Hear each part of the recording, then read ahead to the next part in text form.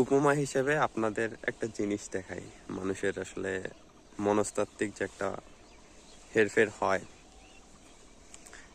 পিছনে ভুট্টার ক্ষেত এখনো বেশি বড় হয়নি, মাটি দেখা যাচ্ছে,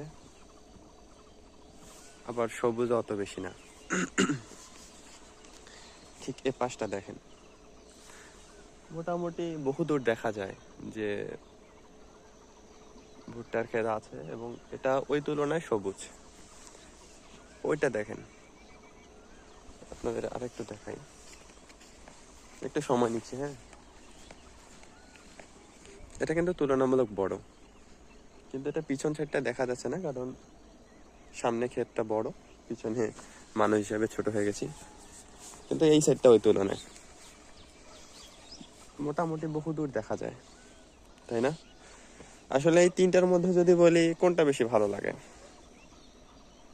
যদি কখনো এরকম ফাঁকা মাঠে ঘুরতে আসেন যে কোনো জায়গায়, তাহলে হয়তো বুঝতে পারবেন যে এই জায়গাটা সবুজ বেশি এবং অনেক দূর পর্যন্ত দেখা যায়, সেটা তুলনামূলক ভালো লাগে। এটা ওটার তুলনায়, অর্থাৎ যেটা ওইটার তুলনায় এটা, মানে ওই বড় ক্ষেতটার তুলনায় এটা তুলনামূলক ভালো লাগতেছে না। মানে এটা হচ্ছে যে ছোট যেটা দেখালাম প্রথমবার, সেটা সবচেয়ে খারাপ লাগে। সেই তুলনায় ওইটা, তার তুলনায় এটা সবচেয়ে ভালো লাগে, কারণ এটা মোটামুটি সবুজ, প্লাস হচ্ছে বহু দূর পর্যন্ত দেখা যায়। একই জিনিস, তিনটাই কিন্তু ভুট্টা ক্ষেত, কিন্তু জায়গাটার একটু হেরফের আছে। আসলে এটা কেন বলতেছি, প্রথমত প্রকৃতি কম বেশি সবারই ভালো লাগে। দ্বিতীয় কথা হচ্ছে যে প্রকৃতির মধ্যে যে জায়গাটা সবুজ সেটা তুলনামূলক ভালো লাগে। তার সাথে আছে যেটা বহুদূর পর্যন্ত দেখা যায়, সেটা তুলনামূলক ভালো লাগে।